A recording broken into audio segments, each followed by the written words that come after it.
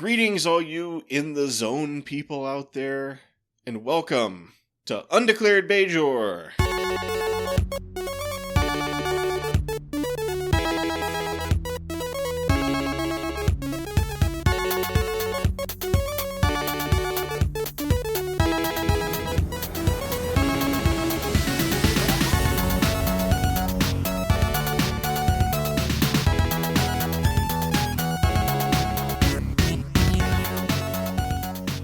This is Undeclared Bajor, Star Trek Deep Space Nine rewatch. My name is Fletcher. About to say hello is Data. Hola. That's a very vague reference to the fact that apparently the story of Shakaar in this episode is supposed to be a reference to Zapata.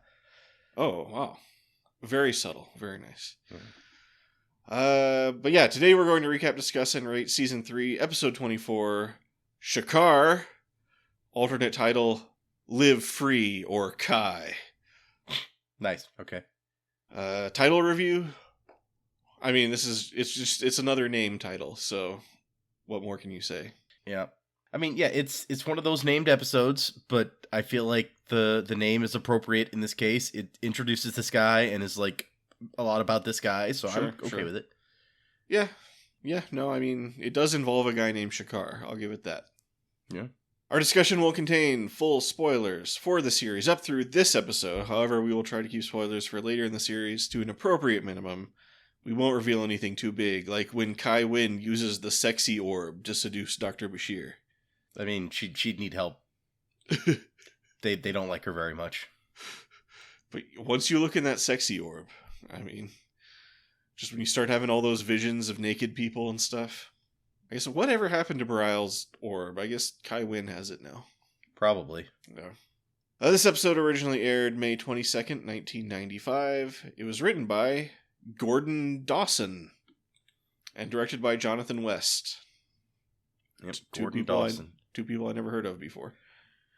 According to the wiki, Dawson worked with legendary director Sam Peckinpah on 5 of his 14 films, including The Wild Bunch, The Ballad of Cable Hogue, Pat Garrett and Billy the Kid, The Getaway, and Bring Me the Head of Alfredo Garcia.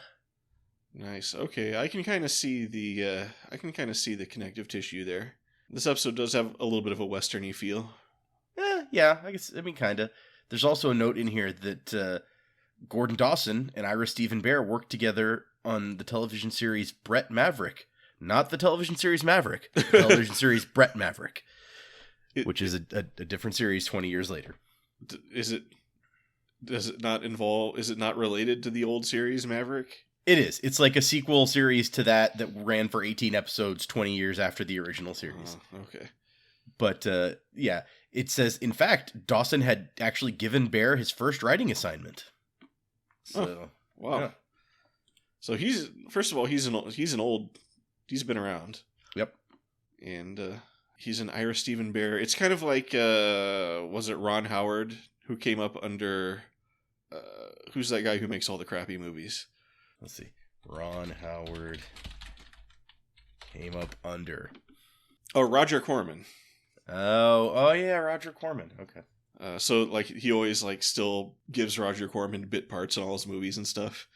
No, I'm looking at more stuff from Gordon Dawson. His last credit on IMDb was as producer of 89 episodes of Walker, Texas Ranger.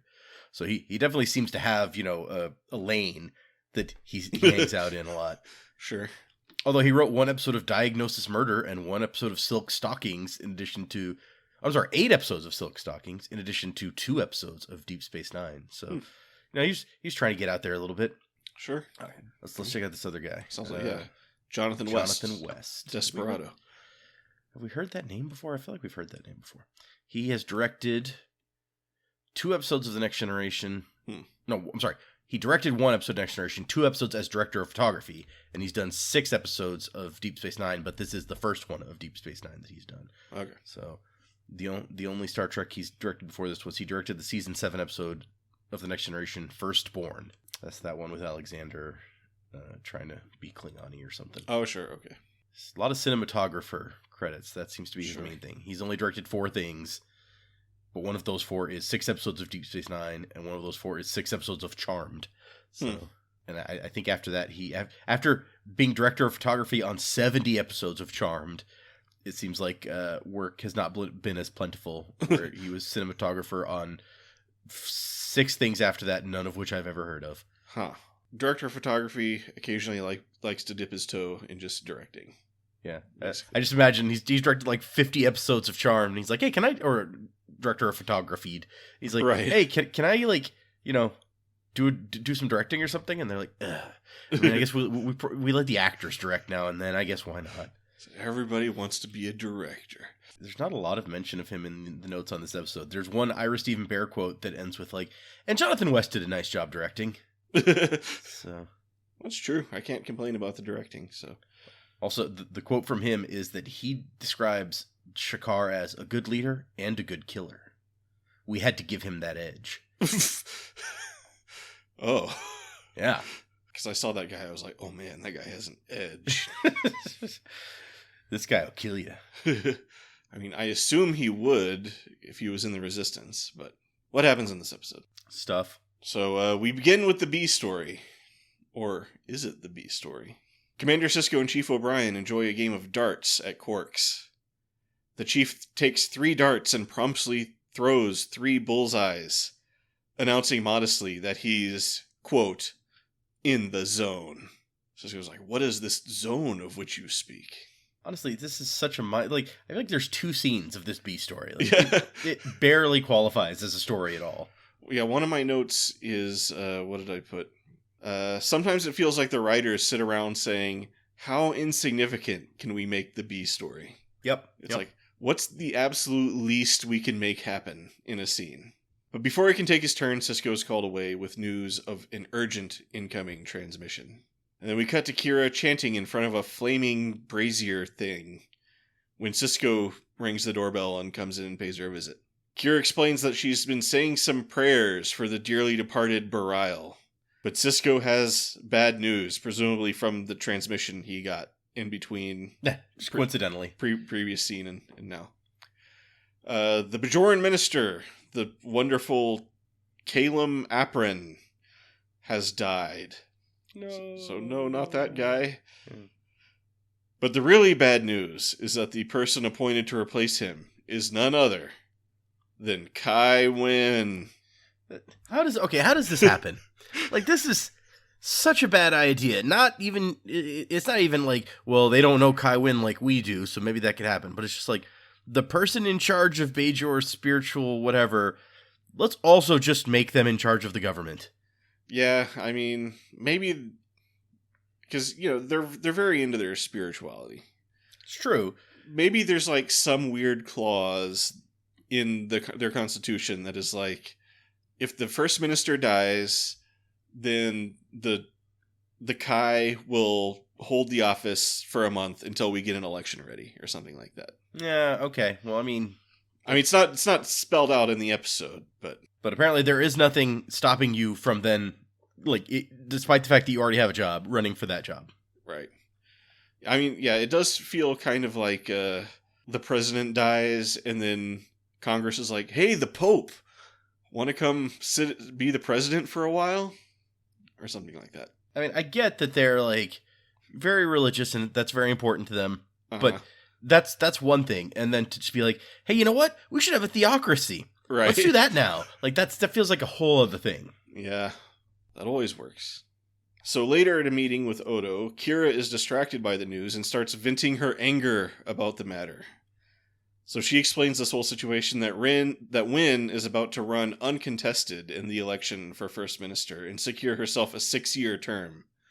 And Kira fears that Wynn will use this opportunity to make a grab for power and never give it back. Yeah.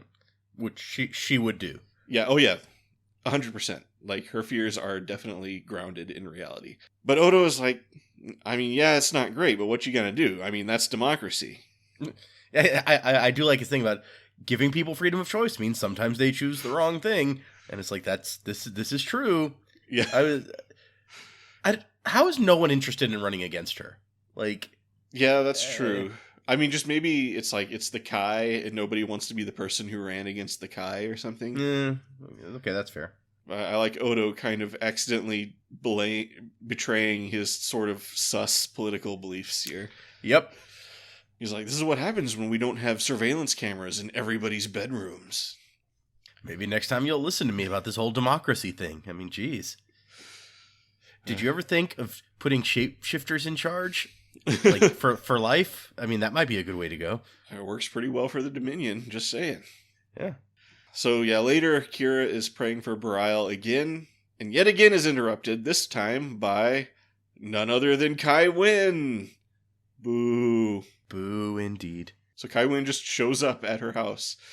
And then Wynn sees the fire altar thing. She's like, oh, who died? And Kira's like, Bareil, my boyfriend. You know, the guy that you tortured with freakish Frankenstein experiments so that you could steal all the glory for his work? And Wynn is just like, oh, right, yeah, I love that guy. Honestly, I'd kind of forgotten that it was so recent that Bareil died until like, this came up. And I was like, oh, yeah, I guess that wasn't that long ago. Yeah, it was just like 10 episodes ago or something. Although, according to Wynn, like 3 months is a ridiculous amount of time to still be doing this. And I was like, why don't you just keep your mouth shut? Yeah. And, like, especially since you came here to ask a favor. How the first thing you're going to do be like, oh, really? You're still, like, mourning that guy? Pfft, what a loser. Yeah. Oh, that's Wynn. She just can't help herself. Apparently not. So then we get a very long exposition dump from Kai Wynn where she explains a brewing situation on Bajor. It seems that a place called Rakantha Province is finally ready to start growing crops again for the first time since the occupation. And they can grow such wonderful things. Botan, Mareka, and Salam grass. Oh man, love that Salam grass. Oh man, the Salam grass. Finally, we can get some Salam grass. Things that Bajor can use as exports to enter the exciting world of interstellar commerce, strengthening their application for entrance to the Federation. She's like, once they start smoking that Salam grass, we're in. I mean, she's got some good points here. Sure. But I feel like the later points of, we can't feed ourselves. Why are we talking about exporting things to other worlds? That is a Trump point, I feel like. Right. In that it trumps her, not in the... Right. Know, yeah. Donald Trump, well known for his pro-Salam grass export policy. However, for this to work, to get that Salam grass, they need some special reclamators to get all the toxins out of the soil.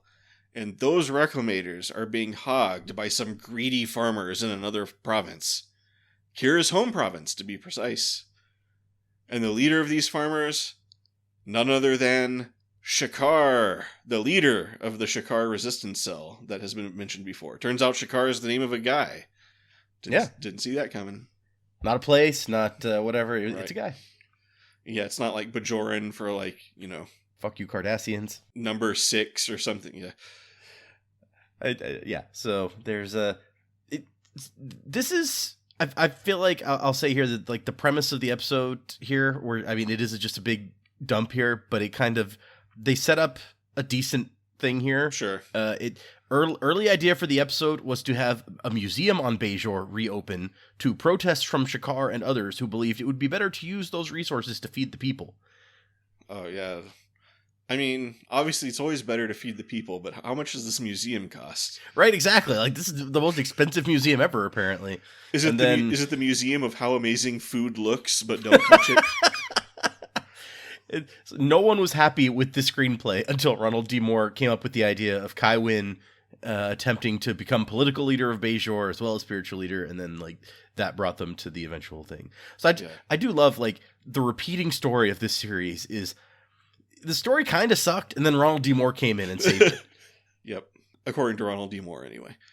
Yeah, I mean, I don't know for sure. This particular one is cited as coming from the Deep Space Nine companion, but also page number ? Sure. So, yeah, I don't know who wrote that companion, how much who the RDM might were. brag about himself, yeah. He doesn't seem as self-aggrandizing as Ira Stephen Bear, but who knows? I mean, you don't get to running the new Battlestar Galactica by being a humble guy. Probably not. But yeah, I mean, it's a good point. Like, you got 45 minutes to tell this story, so let's compress all the boring political stuff into one thing right at the beginning and get the And then we can even have some room for the Chief O'Brien in the Zone B story. That's the reason everyone is really here, for that Zone story. It's like, we have to make this Chief O'Brien in the Zone story work. But anyway, Kai Wen is like, yeah, can you go talk to Shakaar and get him to give the Reclamators back so that we can get that sweet, sweet Salem grass? And then Kira's like, okay, fine. I'll go do that. Once again, like, how shit in the future even works with, they have these Reclamators. I guess they can't just make more. Yeah. Like, we have replicators, even industrial replicators that make big things. But at the same time, like, Cisco is having shipments of wood sent to Deep Space Nine for his project, and apparently we can't just make more Reclamators when a planet's soil is all messed up. So it's very strange. I mean, you know, there's obviously some limit to replication. Like, you can't replicate an entire starship, right? So true, yeah. You know, who knows? I'm willing to grant them this. We never see the Reclamators, so we don't know how, like, big or small or complex they are. So yeah, I assume they're like big machines or something. So Kira heads to a dusty-looking old farm on Bajor and rings the doorbell at the farmhouse, but it seems nobody's home. Oh no, psych, there is someone home. He's just off to the side. Nobody's home, so she does what you do, which is go and look in their window. Right. And see what's up, and then, making absolutely no noise, he sneaks up behind her like a vampire or something and grabs her. I swear he was just standing, like, right around the corner. I mean, it's so fast that he must have been, right? Like, he was right there. He saw her coming, and he was like, ooh, I'm going to get her. Could be, yeah. But Shakaar and Kira hug and comment on each other's haircuts and do some catching up before getting down to business. But Shakaar says he needs some time to think about it. Yeah. So then they don't get down to business. Right. He's like, I already know. She's like, well, maybe let me talk, and then we can be on the same page. He's like, no, I know what you're here for. I just need to think about it. I came here to help you keep the Reclamators. Or she's just like, wait, Reclamators? What are you talking about? I came here because I need to borrow $5. Yeah. So I'm really hard up. I'm sorry. Like, all this betting at Quarks has really cleaned me out. And I swear I'm going into treatment, but I just need something to float me on my rent. Kira is a degenerate gambler. It's a very subtle, like, through line of the series, but you'll pick up on it if you pay attention. That Dax is a really bad influence on her. That's really what it was, yeah. Yeah. But I know what you're thinking. What's going on with Chief O'Brien in his zone? This time his victim is Dax. Quark smells an opportunity for profit and starts taking bets. But O'Brien is getting bored of darts and thinks he might switch to kayaking tomorrow. But Quark is like, no, come on, we gotta play this winning streak out. And O'Brien is like, you know what? Hell yeah. And you're giving 10-1? Make it 15-1. So that can't possibly go wrong. I do like how the upgrade from Cisco was to Dax, like, well known for her dart abilities. Right. It's like, we got to give O'Brien some opponents. We haven't had Dax in the episode, so right. We should have had, like, Morn. Like, secretly Morn is an expert dart thrower. Morn was right there. Like, Morn was watching, like, Dax and O'Brien play darts, so... He had a bad experience the first time the dartboard came into the place, though, so he might not want to. That's true. That's true. Back on the farm, Kira and Shakaar have dinner and reminisce about the good old days with a couple of other former cell members who are also now farmers in the area. So, like, and one of them is the one-armed guy, and he tells the cool story about how, like, he prayed to the prophets that he would sacrifice his life if he could save his friends, and then they only took his arm, so he felt like it would be insulting to try to, like, get a prosthetic arm. Yeah, he's like, I feel like it would be ungrateful, so... Yeah. And that guy is played by a guy from my favorite episode of The X-Files. Jose Chung's from Outer Space. Right. Does he play Jose Chung? No, he plays Rocky. So the plot of the episode is some teenagers get abducted by aliens. Then a creature named Lord Kimboat comes from the center of the earth and abducts the aliens and the kids. Mm-hmm. And then Rocky witnesses the whole thing. And apparently, we never see this happen, but he claims that Lord Kimboat, like, revealed the secrets of the universe to him. And he, like, takes that knowledge and uses it to basically start a cult. Nice. There's a lot going on in that episode. He doesn't look like a Jose Chung, so I figured that he probably wasn't. The guy who plays Jose Chung does also not look like Jose Chung, but... Anyway, so eventually the discussion comes to the subject of the Reclamators, which the farmers are dead set against giving back. Outside, one-on-one with Kira, Shakaar reveals that they applied fair and square for their turn on those reclamators. But think of the Salam grass, says Kira. But Shakaar is unmoved. Yeah, it really puts a new spin on it when it was like, no, we waited our turn, and we got them, and we're supposed to get them for this long. But then Kai Wynn comes into power, and it's like, nah, screw you. I've got my own thing that I want to do with them. And I'm like, yeah, she left that part out of her whole story about how you guys were stealing and hogging these things. Yeah, there were some definite self-serving, glaring omissions in Kai Wynn's story, just like in Krusty the Clown's autobiography. Yeah, but she's like, yeah, come on, we could be growing the Salam grass, but Shakaar is like, look, I just want to be able to grow food to eat. But he agrees to have a sit down with Kai Wynn and see if they can work something out. So Kira goes to Kai Wynn's office to deliver this news to the Kai, who is like, oh yeah, totally, a compromise. Can't wait. You can go now. It's just, she so clearly is like, oh, you failed me completely with this. It's like Kira comes in so happy, like, hey, we've made a first step. And Kai Wynn's like, you didn't completely do it all yourself? You want me to do some of this? Screw you. But something about the Kai's tone, and possibly every single previous experience Kira has ever had with her, seems to put Kira ill at ease. So she returns to Shakaar's house to do some more selling of the compromise idea, even though Shakaar already seemed kind of interested in it, when some thugs from the militia show up at the door and try to arrest Shakaar. It's like, who is it? Thugs. But he and Kira quickly get the jump on the thugs, and then Shakaar tells Kira, it's like, you should probably just go back home. You don't need any of this trouble. But Kira's like, you know what? I'm pretty sick of Kai Wynn and her bullshit, so I think I'm just going to come with you to fight. We did skip a fun bit about, like, apparently her whole old resistance cell is super proud of, like, how far that she's come, and they're always bragging about her. Yeah, everybody's always... I guess makes sense if, most of them just became farmers back home or whatever. They're like, oh my gosh, look where she is. Apparently Kira is pretty well known on Bajor, as we've learned in previous episodes, for being, like, the... Maybe she should have run for first minister or whatever. Yeah, that's true. That would be a good story for Kira. But anyway, so they run off, and you know what that means. It's cave time. So, okay, this is kind of funny. Okay. So, the plan for the episode was they shot the exterior shots in Bronson Canyon, which I guess is in Griffith Park, but the weather was so cold that a bunch of the shots that were scheduled couldn't be done. Like they couldn't do them out there, so they ended up moving a bunch of those that were going to be filmed outside into a studio. And there were so many shots dropped that the crew was just out there with a bunch of free time at the canyon.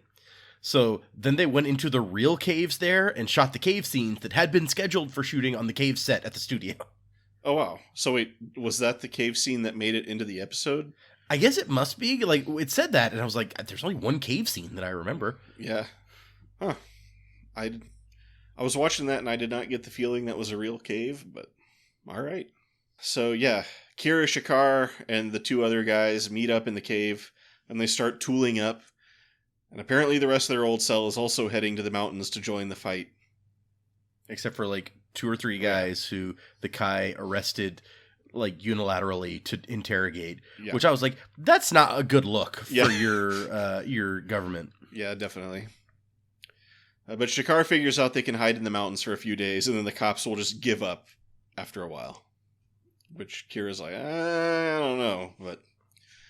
Yeah, she's like, some of these guys were in the resistance too. I don't think they're just going to give up. And he's like, well, whatever. It's we'll like he's basing everything on their experience with the Cardassians, and she's like, but these people, like, they also live here, so... It's like they know where stuff is in the mountains. That's the thing, is that... like, she has now experience working with the Federation and other governments and other groups, including the militia, whereas these guys went and became farmers, and they don't really have probably even much experience with the local militia people. True. So the only thing they can reference is what happened under the Cardassians. Right. Yeah, because there was like, oh, this always worked under the Cardassians. She's like, yeah, but once again, like... They know those same tricks. These are the same people who are also doing that stuff against the Cardassians. So I do like that they just like still have these caches of weapons hanging out in the mountains from their militia days. They didn't sell them to buy equipment for their farms or whatever. They're like, yeah, we might need them again someday. Yep, you just that resistance mindset. Just gotta keep these things squirreled away. They're like, we're going to head out to the Gora Mountain Stronghold. And I was like, ooh, man, you have a stronghold? That's pretty sweet. And I like the one lady has like a Klingon gun. Yeah. So yeah, you use whatever you can get. Yep. They look like a cool, like, ragtag resistance group. Yeah, I like it. But back at the dartboard. I know that's an interesting story, but we gotta... gotta get to the real meat of the episode. O'Brien is playing a sassy Vulcan man, which I hope is what he's credited as. I didn't look it up. This guy, this guy must be. Let me make sure that I'm not making. No, yeah, okay. This guy is Syvar, played by Sherman Howard. I swear I've seen that guy somewhere. Let me see. He played Endar in the Next Generation episode Suddenly Human. He's like the dad of that adopted human kid, but I'm pretty sure that's not where I'm recognizing. We're always having ties back to that episode. I know, right? I was thinking the same thing. Well, he nails his role as sassy Vulcan man. So I gotta say, there's a deleted scene, or I don't even know. It says in a possible deleted scene. I don't know what that means. Syvar mentioned that he was the science officer on the USS Garuda. The script called for the Garuda to be depicted by stock footage of the USS Prometheus from Second Sight, although the script describes it as being a Prometheus-class starship rather than a Nebula-class starship. So, yeah. Huh. Yeah. I'm fine with them cutting that stuff out. But anyway, so O'Brien is just about to throw the winning shot and put sassy Vulcan man in his place when Quark shows up with O'Brien's beer. And then as O'Brien reaches to take the drink, his shoulder apparently just falls out of its socket. Yeah, that was really weird. Honestly, I thought it was going to be like, oh, he faked it to get out of being Quark's like dart slave or whatever. But no. Just that subtle movement ripped apart his shoulder. That would have been too much of an interesting twist on the story. We gotta be as just like simple and straightforward as possible with this O'Brien in the zone stuff. I guess so, yeah. But yeah, now O'Brien is unable to throw his dart. He's forced to forfeit the game, much to Quark's disappointment. And then Syvar is like, that was 15-1, right? Yeah. And he's like, oh man. Syvar is like, Apparently, sassy Vulcan guy, the one thing that sticks out to me, which is not where I recognize him from, but I was like, oh, he was on Batman Beyond as Derek Powers / Blight. Oh yeah, he was like the guy who took over Wayne Corp, right? Yeah, and turns into a freaky green glowy skeleton dude. Yep, classic. So apparently, a couple of weeks pass. Sisko pays a visit to Kai Wynn's office and basically very politely asks what the fuck is going on down here. And Wynn is like, okay, hey, yeah, this Shakaar thing is getting a little out of hand. Can you like send some Starfleet guys to go get him? And Sisko's just like, no. He gives it a good long thought. Yeah. And he's like, no. He's like, that's a blatant violation of Federation law, so I'm not going to do that. So yeah, Wynn tries to throw a fit and threatens to withdraw Bajor's application from the Federation. And then Sisko is just like, look, lady, I think you're getting a little unhinged here. And then Wynn is like, oh yeah? Would an unhinged person stand up and make a crazy villain speech about how the prophets put me in this position and nothing is going to get in my way? And Sisko's like, I'm gonna go now. Yeah, he's like, good meeting, I'll see you later. Up in the mountains of Dakur province, Kira, Shakaar, and the whole cell are running, being pursued by the militia. Kira buys time by using a device that makes it seem like they're over somewhere else. And they examine their options and come to the conclusion that it's time to make a stand and fight. Shakaar comes up with a plan to lead the militia into a canyon and turn and spring a trap on them. Scoping out the militia, Kira recognizes the leader. It's Rawls from The Wire. They decide they better take him out, because he's a super awesome dude, apparently, and he's too dangerous. Yeah, he's also famous from the first days of the Resistance. He apparently did the first off-world raid against the Cardassians or something. So yeah, that's how you track down one famous Resistance leader, by sending another famous Resistance leader. Yep. So they get him in their sights, and then they're like, Nope, can't do it. Can't kill this guy. So instead they go down and have a nice chat with Rawls. They agree that neither side wants to be responsible for starting a civil war, so Rawls, Kira, and Shakaar show up to Kai Wynn's office to tell her what's what. Shakaar is going to run for First Minister, and if she tries to stop it, they'll reveal the whole situation to Bajor. Wynn does not seem pleased. Yeah, like they're like, we don't want a civil war. The only person in the story who apparently doesn't give a crap about civil war is Kai Wynn. Right. Who's like, yeah, let's do it. I want this farm equipment. She's like, I have to prove to the prophets that I can win this incredibly petty argument. See, you should have gone to Cisco and been like, hey, you guys don't use money. Can you give us some more of these reclamators? Right. And the Federation would be like, you know what, we could probably arrange that. And everything would have been cool. I wonder if, like, Wynn has, like, a salamgrass addiction or something. She's secretly smoking it at all times. She's weirdly obsessed with this. But back at Quark's, O'Brien's shoulder is repaired. He tries throwing a dart and confirms he is now out of the zone. So he goes off to enjoy some kayaking, and Dr. Bashir picks up a dart and throws a bullseye one time, seeming to have entered the zone. Yeah. Quark, given how badly the last thing went for him, Quark should really take a little more care to not assume. Oh no, but Quark has not learned a lesson at all. Nope. He saw one bullseye and is seeing latinum dollar signs in his eyeballs. Yep. I wonder what symbol they use for latinum. That's a good, yeah. Maybe just like an L. I don't know. But we end the episode with Kira coming home from Deep Space Nine, explaining to Cisco that Shakaar is a shoo-in to win the election. Then she plops her duffel bag on the couch and goes to the flaming altar thing, which I guess was burning unattended this whole time. Yep. And blows it out, sending Barial's soul to hell or something. I don't know. The end. I do like how when Cisco goes to visit Wynn, she's like, oh, has Kira been telling you about this? And he's like, I haven't talked to Major Kira in a long time. Yeah. So apparently his second in command goes off and joins like a guerrilla war on Bajor, and he's just like, hey, what you gonna do? Yeah, I'll just go with it. It's and then she just comes back. It's like, hey, where have you been? Yeah, right. It's like, oh, wow, that sounds fascinating. It's like, oh, you were with that Shakaar guy that Wynn wanted me to like send Starfleet troops against. Oh, weird. This is all coming together now. Anyway, see you at work tomorrow. So yeah, it sounded like, did Wynn assume that Kira went home to Deep Space Nine? Did no one tell her that she was one of the guys who beat up or does she think that Kira has been talking to Cisco while on the run with the Resistance group? Because that would be a whole other like level of like the Federation betraying her or something. I guess just nobody was keeping track of her. Like she kind of dropped off of everybody's radar. Nobody cares where Kira goes. It's like maybe it's like Cisco was like, oh, is she still on that like negotiation mission she went on like weeks ago? That's weird. I mean, he's heard about like martial law being declared in various areas and stuff. Right. Because apparently one group fighting against the government has encouraged other groups to be like, hey, you know what? We're pissed off too. Why don't we do the same thing? Right.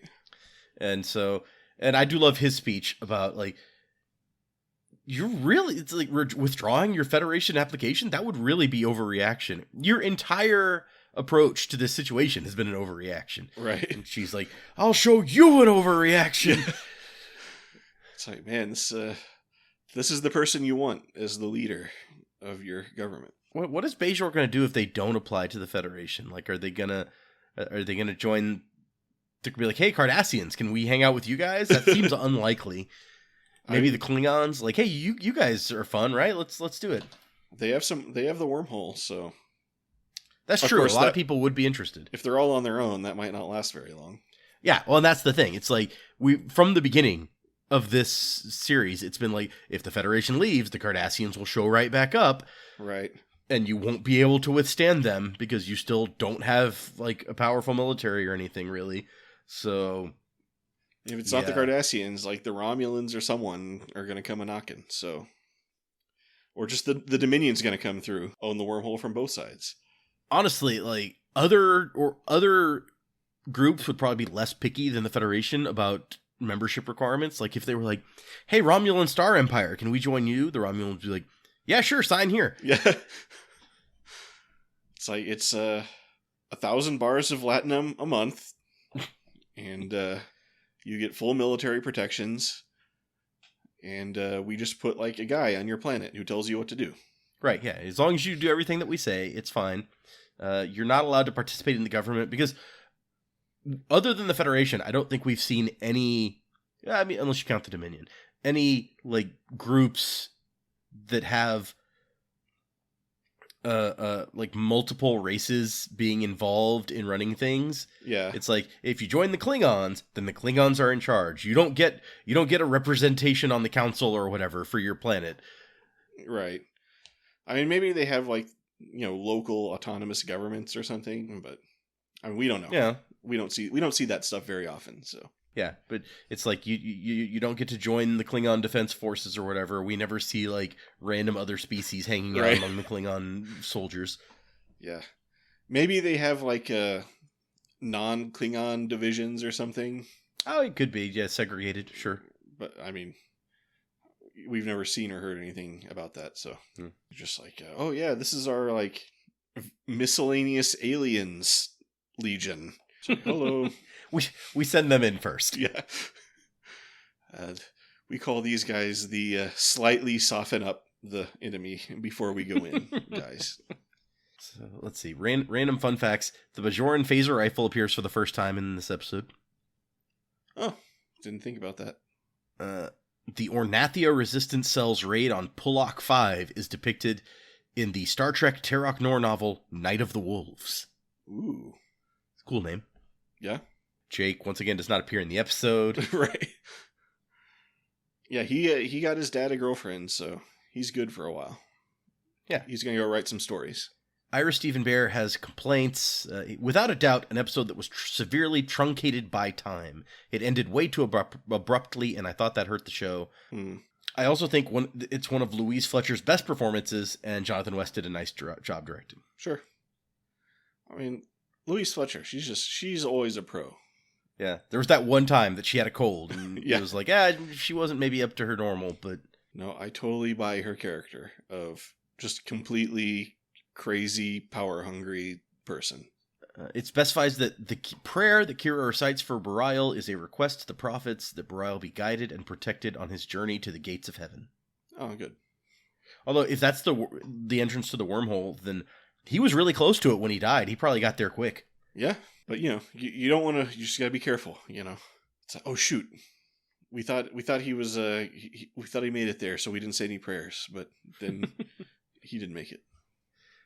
Robert Hewitt Wolf comments, we developed the idea of doing an episode based on Zapata, who rose up to overthrow the unjust government of Mexico, and then put in a government that he rose up to overthrow as well. Did he want soil reclamators too? I read his Wikipedia article, or skimmed a lot of it after reading that to see how similar it was. It just like, it makes it sound like this is a guy who just didn't want to stop fighting.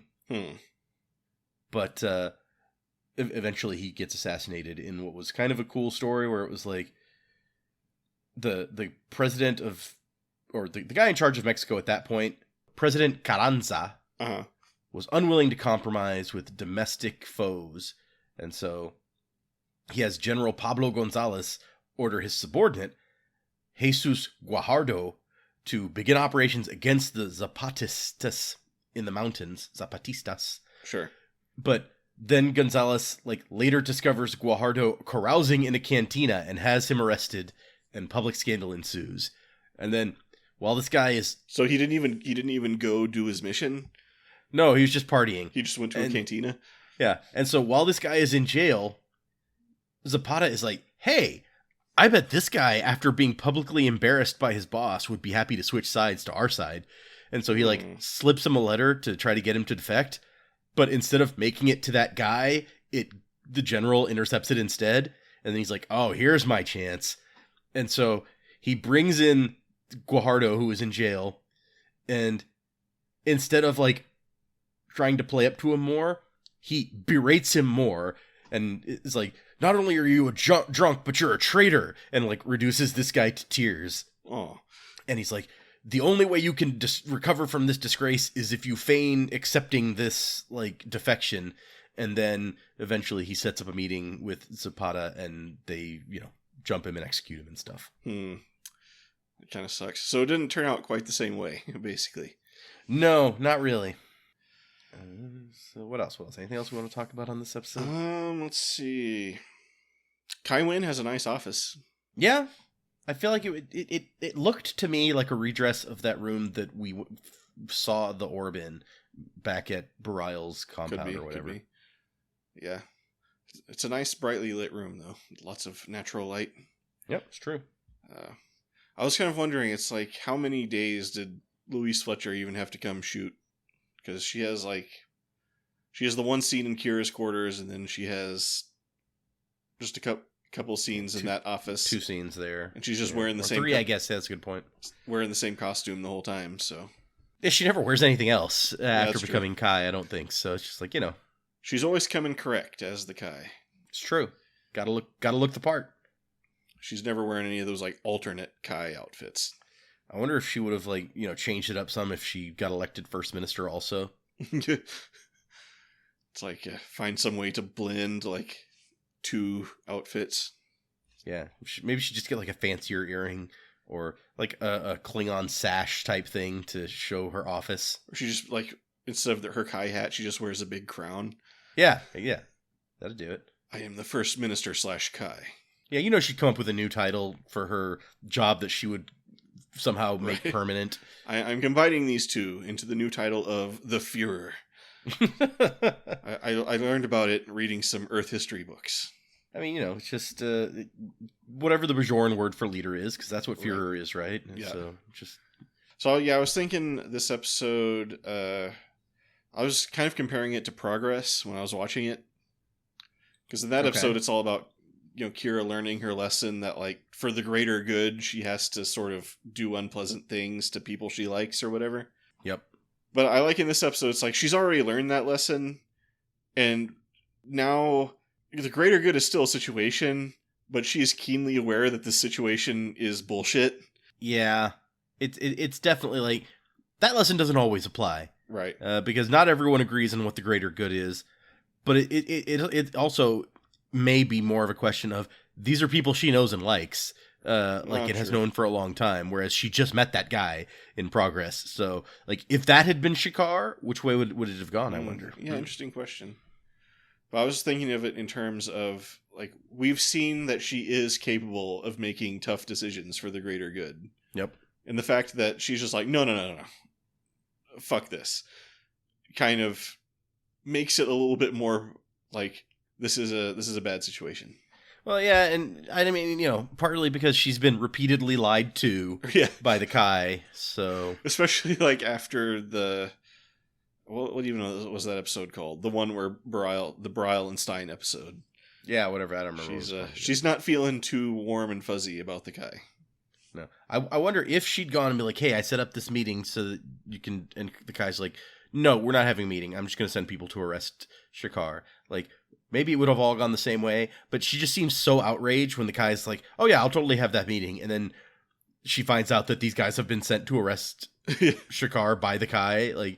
Totally just... She's like, she lied to me again! Yes. What the... So I can't believe it. And Shakaar's like, yeah, that's what she does. It's like, is this really your first rodeo?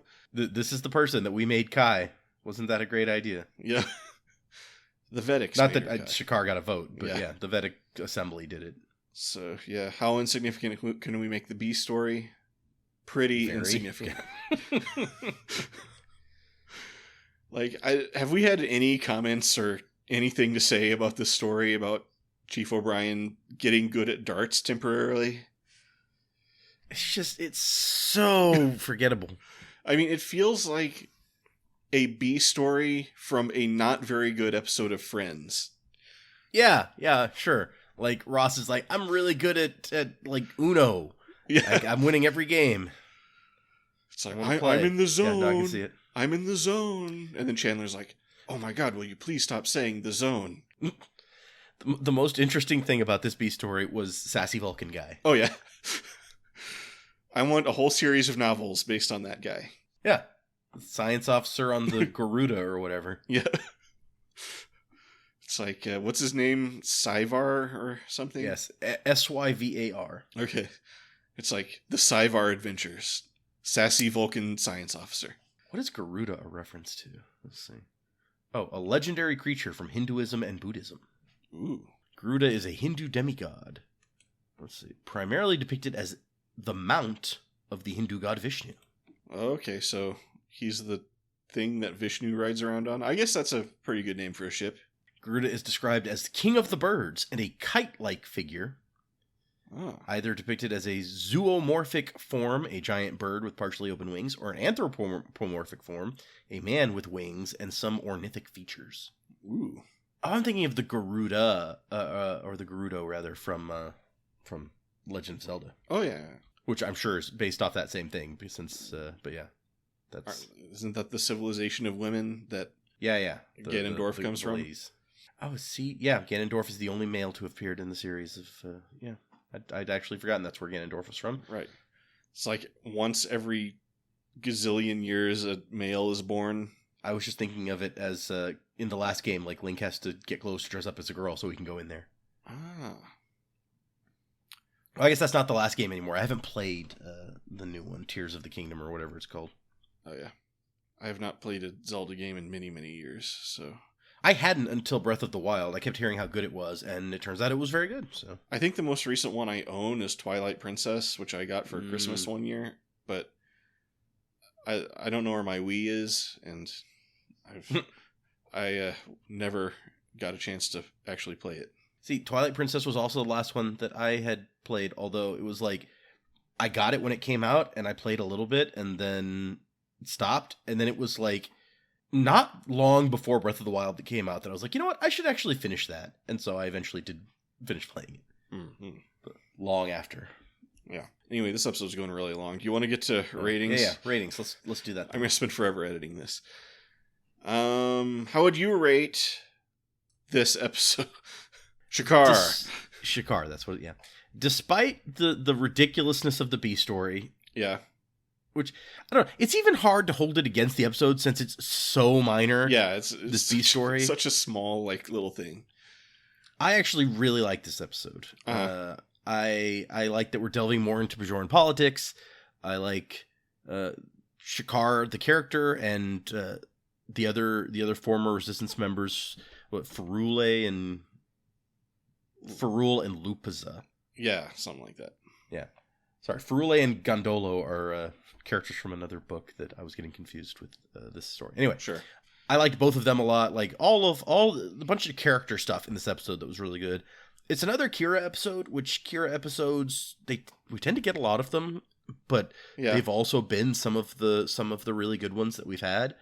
So because Kira is our conduit into the local story that's going on, right? Like the saga of Bajor or whatever. Yeah. And once again, Kaiwin, great bad guy, always good to see. And they build in from the very beginning how they're gonna like turn the tables on her, but I don't necessarily see it coming until it happens. And then I'm like, oh yeah, no, that makes a lot of sense. So I think that was written very well. So I'm gonna give this a captain. Oh wow, full captain. Yep. Nice. My feeling is I don't know if I'm ready to go all the way up to captain, but it's a pretty good story. And I think it's a really good, like if you're going to have one of those DVD box sets that's like the saga of Bajor or whatever, this fits nicely into there. Mm-hmm. I liked all the like outdoor shooting with all the extras and stuff. It made it really feel like there was kind of like a real guerrilla conflict going on, which you don't always get that kind of like scale in a Star Trek episode. That's true. I'm trying to think. So I think it was really well shot in that way, and it felt like really like a big thing was happening. Yeah. And it's always great to see Kai win. But for me, I think it's pretty comfortably a commander. I'm not quite ready to bump it up to the full captain, but yeah. I mean, I wouldn't like get mad at anybody for calling it a captain. And I think just like having the most pointless B story ever kind of like drags it down a little bit, but it's like what were they thinking? Because like you said, they complained about not having enough time. Yeah, that is in here where it was like we were rushed or whatever. Then why So, are yeah. you wasting time with all this Chief O'Brien playing darts nonsense? Yeah, you could have just like taken that 5 minutes and put it into something else easily. Although, yeah, like we said, I think it's such a small story, it's kind of inoffensive. But all right, any last thoughts before we wrap this up? No, I don't think so. Okay, so yeah, we'll call it there. I think that's gonna do it for us today. If you made it this far, thank you for listening. As always, check out the description. You may find links to interesting things. I always have a Simpsons clip or something to throw down there. I'm Fletcher. About to say goodbye is Data. Adios. Nice bookend there. Yep. Until next time, don't forget to kiss the Negus stick.